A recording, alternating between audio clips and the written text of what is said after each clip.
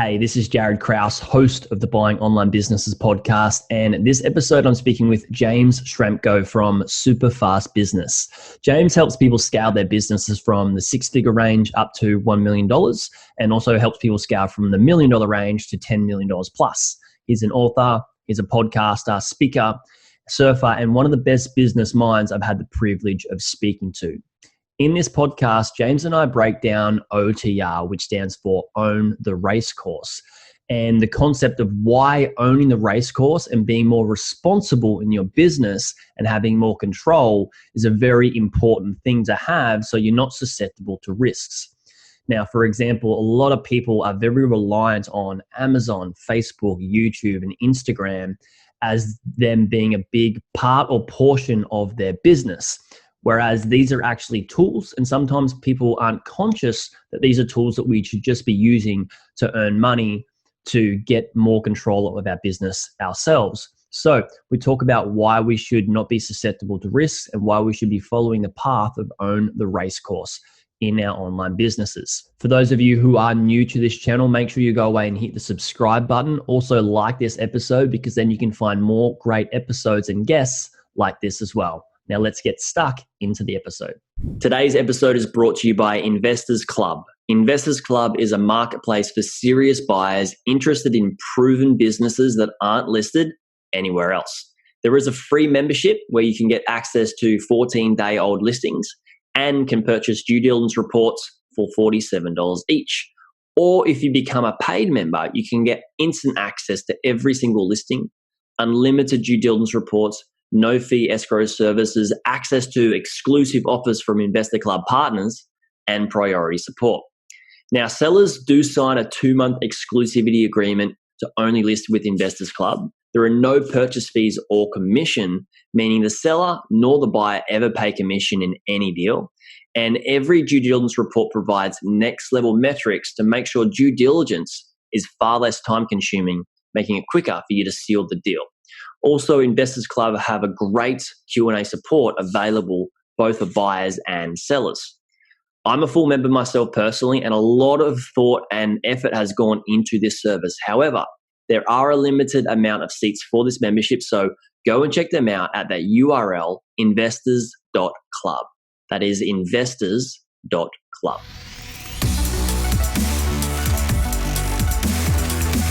All right. Hey, everyone, and welcome back to another episode of the Buying Online Businesses podcast. Today, I'm very grateful. I get to speak to James Schramko. James, welcome to the show. Thanks. Thank you for having me, Jaryd, and I'm glad we were able to make this happen. Yeah, we had a great chat on your podcast, and now I get to have you come over on mine. We've got a mutual friend, Charlie Valle, and Charlie put me onto your stuff a while ago now, and I love your podcast. I don't listen to much podcasts, but I listen to your podcast religiously. So many great guests and so many great insights from you. So thank you I know how much work you put into it and your team puts into it. So thanks for putting out awesome content.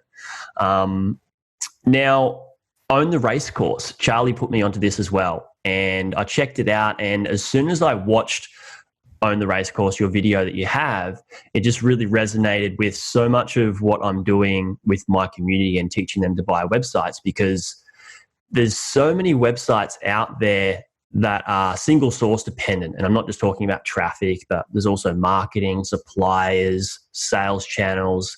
And this is the biggest risk that I see websites have when they're selling them. And owners can really come into buying a website, and if they don't know what those risks are, aligned with what you mentioned in Own the Racecourse, then they can really go belly up and buy a bad investment. So talk to me a little bit more about Own the Racecourse, how you sort of came across it or formulated it, why you feel it's really important to follow these principles, especially for business owners in the online business space. Cool. Well, I came across the concept from someone I worked with, a mentor of sorts. He was an entrepreneur who owned a couple of businesses and was doing very well. And I went around to interview him one day because I was very curious, like, how did he have this happen? And he imparted some wisdom to me. I was the only person who ever asked him, which he was curious about. And we ended up in a situation where he hired me to work for him. And my mission was to turn around his business. But he used to drum this and many other concepts into me about Own the Racecourse. He had lots of other sort of associated sayings, like he would rather have an empty property than a bad tenant. He wanted to question everything. He was very keen on control where possible. And I think that's an important caveat. And what I have seen since my journey online is a lot of people surrender control, in some cases unnecessarily, but in many cases extremely dangerously. And the metaphor for me was when I went from having a job to having my own business, I went from a position of very limited control to having maximum control. And there's also often an inverse relationship between easy and hard when you talk about this, because it's easier to have a job in many cases. It's hard to have your own business. So often when you're surrendering control, you're taking the easy path. Example, if you bought a business and the entire asset was a Facebook group, or the entire asset is a YouTube channel, or a Pinterest board, you get the picture, or an Instagram account, you are playing on someone else's platform. And so the metaphor of Own the Racecourse is you're at someone else's racetrack. And if they decide that they're not going to allow racing, you're in trouble. And basically you're the horse, and you got to go win the prize all the time on someone else's track. So it's easy to run the race on someone else's track, much harder to own the track. You've got other things to consider. However, if you do own as much as you can, then you get to control the game. You can say, look, we want to race today or not. You don't care if one horse wins or loses. You're still getting paid an entry fee. You're getting paid by the vendors selling hot dogs and sausage sandwiches. You're getting paid by the attendees who come. So for me, in the online space, it was important to me to own my domain and to have it hosted somewhere that I had a fair degree of control as to the policy and what I can and can't publish on it, that I've got my core assets backed up somewhere. And the prime assets online, I would think, would have to be your database. So your email contact list is the one thing I would want to have if I could have only one thing, because you can start up tomorrow if you can contact them. And if you've built your whole audience on a social media platform and they shut you down, sometimes it's actually impossible to contact your audience. You can't even access your own group. And when I say your own, that's the illusion they want you to have. Exactly. It's not yours. You are the product, and you're the bait to bring in advertisers to pay for that platform. So people get all antsy and upset when their thing gets shut down, but they could have put themselves in a better position. So I guess at the core of this is the concept of taking responsibility to protect your business, being aware of the risks and the scenario you're in, and knowing when you are running the gamut or not, and having contingencies for when things don't go well. And it's really interesting at the time of recording this, where the market and the world has had significant change in a short period, and now we're seeing who has an all-weather business that survives or thrives even. I mean, we literally just hired 3 people and added 2 website assets to our portfolio because we're growing at a massive rate during this circumstance, because it seems like a lot of people were playing on someone else's field, or they were too dependent. A classic example is an e-commerce store where they can make sales but they can't get fulfillment because resources have been redirected for more important things. But they don't have control of that, and they're kind of stuck. So that's the concept Own the Racecourse. Yeah, I absolutely love it, because there's so many other things, not just like you've got YouTube channels and social media and stuff like that. That's a huge one. And I guess that what you're saying is, like, a lot of people are even unconscious that they don't own it, or they have the perception they do, right? They're just so unconscious that, oh yeah, it's just pretty normal. Just follow the herd and, build a big Facebook group or build a big YouTube channel or Instagram, and forget that I need to pull those people out of that platform and get them into my email list or opt into something, because I don't actually own that. And I think that a lot of the ego gets brought into, like, I need to build a big audience on this particular channel, social media channel, to make myself look big. But I'm sure you're in the same boat. I'd much prefer have a very small audience, but are action takers that actually want to opt in to get onto my list that I own, such as I own in ActiveCampaign or Infusionsoft, rather than through my website like Wix, because you don't actually own it. That's that you're unconscious of that, correct? So yeah, well, it depends. This is. I actually did a recent podcast on this specific topic, like which platforms are safe, easy, and allow you control. And there's varying degrees. So Wix is an example of one of the websites I reference. They make it very easy. You've got fairly limited control in terms of what you can do, and you don't really own much at all. But what you can do at least is collect opt-ins, and that's critical. And even with your opt-in source, whatever CRM you're using or whatever platform, it's very important that you at least export your database as a CSV file and stick it somewhere safe. Put it up, put it on Dropbox or on a hard drive in your office or somewhere away from there. What if that platform shuts down or it can no longer service you and you lose your list? And I've even seen that happen. People do go out of business. Even big companies go out of business, especially in turmoil.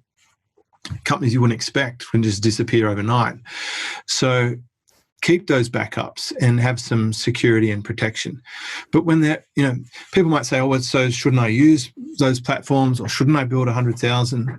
Well, it's okay to do that, but just know that you are the horse racing at someone else's racetrack. So try and win the prize money for sure, but don't make that everything. Make that a supplement. I go out and I use those platforms to build my own core base. And yeah, I don't mind having a fairly small database because they're very responsive. They do have good purchasing power. And I think ego is actually a good word. I think a lot of people want the big following because that will satisfy some inner need for them to feel significant. So if you do a Toyota 5 Whys exercise on that, like why do you want 100,000 followers? It'll really come back down to that they're probably feeling some kind of lack in self-esteem or self-worth that they feel would be satisfied by having an adoring mass of 100,000 fans or followers who would, hang off every piece of content you put up there and it would top up your bank. You'd feel like a significant person. And see some pretty shallow cycles out there in terms of, big followings. A lot of people just buy the followers. They might have 50,000 fans on Instagram. Yeah. And then they do a post and there's like 2 comments. Zero engagement. Yeah, hang on a minute. There's something not quite adding up there, and can actually have the reverse effect of what they're trying to do is buy authority, but it doesn't really translate. It could actually backfire and say, hey, look, here's someone who doesn't have an amazing amount of integrity because they're just fabricating the illusion of authority. They don't actually have authority. They've got money to buy the perception of it. Yeah, it's like trying to buy trust, but you just can't buy trust. It has to be earned over time, and same with authority. And those vanity metrics aren't going to really, if anything, you can go away and shoot for those vanity metrics, but it's just fueling the case of you not being fulfilled and sending you further away from what your deep inner truth goal would be anyway. And I love that you talked about the e-commerce race or racetrack. And the biggest racetrack probably online at the moment is Amazon, one of the biggest racetracks. And I teach people to buy websites that are related to Amazon. And sometimes there's people that have their whole business where they're just running around the track constantly on the Amazon racetrack, hoping to win 24/7. And that can be affiliate websites where they got affiliate commissions with Amazon associates, which we've seen the major effect of the commission changes that have just happened with that. But also, I think a lot of people that buy FBA businesses, fulfillment by Amazon, are completely unconscious that Amazon can shut down their business like that. And I'm talking multi-million-dollar companies as well. And I've spoken to some people like Mike Jackness from Ecom Crew, who owns FBA businesses, and he's got some FBA businesses and was dropshipping. So, and also doing a bit of fulfillment himself, which is great. But the scary thing is that Amazon is so magnetic and so attractive because they've got a big pool of buyers that they pull you in to have more of your product on the Amazon platform rather than you own it yourself. And it can be very hard for us to try and stay in our lane. But I feel that most of us forget that, or aren't conscious that we don't have the control over it. What other ones that you see online, like Amazon, that are similar to that example? Well, the Amazon one's really interesting because, as people take the easy path and they make less difficult decisions, we will find ourselves in a scenario where Amazon literally owns everything online. They will just, like the Amazons, the Walmarts, the Aldi stores, all these places that have low cost, fast delivery, easy infrastructures for people to plug into, they'll just gobble everything up. Little independence will phase out. Now, I want to state this. I'm playing on the Amazon racetrack too. I've put my book and my Kindle there. I've got my audio up on Audible. It's called Work Less, Make More. I might as well mention that. Someone's going to ask. I was going to mention it at the end anyway. But I play on that racetrack because that's a great platform to take advantage of. I'm utilizing the fact they've got all the eyeballs, they've got all the market. I even run ads on Amazon to boost it, and I'm constantly ranking my book in the categories that matter for me to get a good customer. And anyone who reads my book will get rapid introduction to my concepts and decide if I'm the person who can help them or not. So it's a great platform for me to play on, but I'd hate to be dependent on it because we did see them cut the affiliate commissions, and that was always going to happen. But, actually, I'm lucky I kind of got banned from their affiliate program like 7 or 8 years ago because it was another reminder. So other platforms, I see people extraordinarily heavy on Facebook dependency. Yeah. So groups are always getting shut down. Pages get, owners own I shouldn't say owner, Zuckerberg's the owner, but the shareholders. But the person who's set up the group is often locked out of their own group and can't even access it because it's either violated something or there's been a policy change. Like at the moment, there's a fair sort of new introduction of censorship on certain topics. So that's one. Apple shut down one of my podcasts, my video podcast. They just switched it off. I don't even know why. I'm not sure what happened. Just one episode? No, the whole thing. Oh, wow. So we published SuperFastBusiness TV as video episodes, and they just turned it off. They said no, and there's no recourse, no contact, nothing. So, okay, well, I can deal without that. So we put our videos elsewhere. We put them on YouTube, we put them on LinkedIn, we put them on Twitter, we put them on my own website, which we shouldn't forget. And, we get by. Instagram as well. The other platform is YouTube. Obviously, there's YouTubers and their whole income is from revenue. I've got several clients who make somewhere around $5,000 to $10,000 per month in income from YouTube for just ads on their own channel. But also for some of mine, that's their primary source to get customers. But the good news for some of them is that they're driving those customers into their own paid programs and platforms that are hosted on their, on sites they control. Yeah. So it's okay to use some platforms where you don't have total ownership. So, for example, I've been building out on 10X Pro, which is fully hosted and you do put things onto it, but I've mitigated my risk to some extent by hosting my video content at Wistia. I have my email database on Entreport with backups hidden away in various places. And so the only thing I'd really lose would be the internal membership, like hidden from the public pages, because everything public's probably indexed and cached and could be replicated overnight. It's just the private stuff, but really it's just a gluing together of assets that are hidden elsewhere. So I'm okay with that risk for all the things it saves me and the complexity it removes from having to go the next stage of difficulty, which is the old way I did everything with the WordPress sites. So we've talked about Amazon, YouTube, Facebook, Instagram. There's have you seen those Instagram influencers who get banned and then they start crying? Their life is ruined.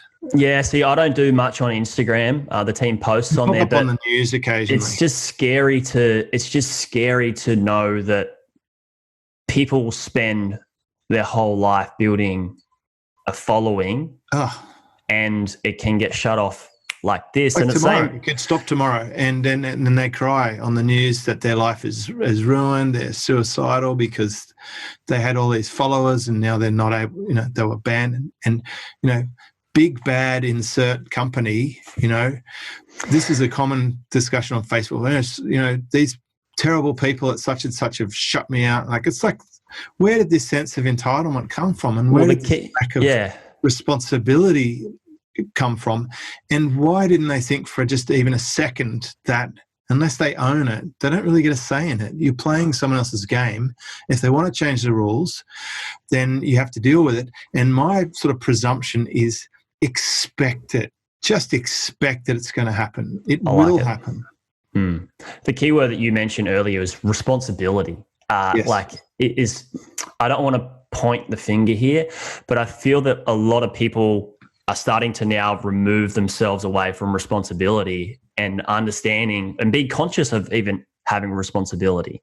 I think that's the main thing to understand is everything that happens in my life is my fault because I'm responsible for it. Obviously there's some things that are outside of my control that I can't deal with, but if you can take control, like the serenity prayer of grant me the serenity to accept the things I cannot change the things I can, and the wisdom to know the difference. Well, there are some things you can control. And a lot of people are putting themselves in the boat of, well, I can't control what Facebook are doing. Well, you can control whether you are on it or not. For me, James, I understand the risks. It's okay to take risks, and we do, but I also know I know if this trapeze breaks that I'm building a net underneath it. So I like this concept of list guarantee. It's great to have all your database on an email, but I also like to have them subscribe to a channel somewhere, a social platform, so you can reach your people, the people who are interested in what you've got to say fairly easily. And my original training on Own the Racecourse was essentially around, firstly, understanding the concept of having assets you control. Secondly, how to create a news platform that you can then utilize other people's platforms to bring people back or to be able to reach them, so that you have that next sort of layer of asset building where you can enhance your asset by just turning up the volume. You can then post the content on the other people's platforms, run ads to boost that content, create remarketing lists. You can do all those cool things. Just don't cry if it stops working, because it's likely that it will stop working at some point.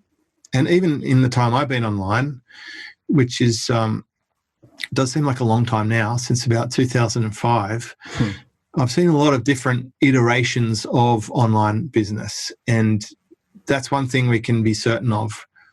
It will be very different in another 15 years from now to what it is in 2020. Who knows what 2035 looks like? But I'm ready for it, whatever it is, and that's what the clever guys like Amazon are doing. That's why he's the richest guy in the world, because he knows what won't change, and he talks about this. Bezos has said that people ask him what will change. He said it's more important to ask what won't change. People will always want fast delivery, the best prices, the greatest selection. And so he builds everything with that in mind. And what he was talking about a year or two ago of having drones delivering goods sounded like science fiction, but you'd have to say in a post-pandemic era, that seems like a really normal thing to think about. Yeah, for sure. And I love that the idea of what won't change. It's the same when people are buying websites. And people that are looking at buying fad type websites or niches that aren't going to be around in a couple of years. Fidget spinners. Fidget spinners, like Pokemon. onesies and stuff like that. Like, this is one of my core principles, is like, don't go anywhere near those. And I also veer my people who join my community away from that sort of stuff, because we're doing them a good service, because it's astounding how short-term focused people are in the absence of a bigger vision.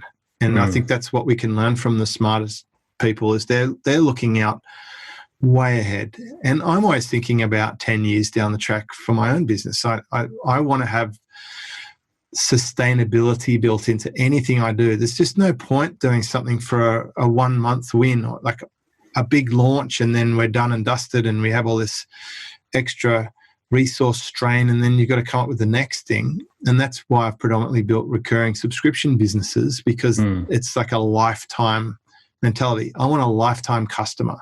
Now, I'm going to pause this episode right here.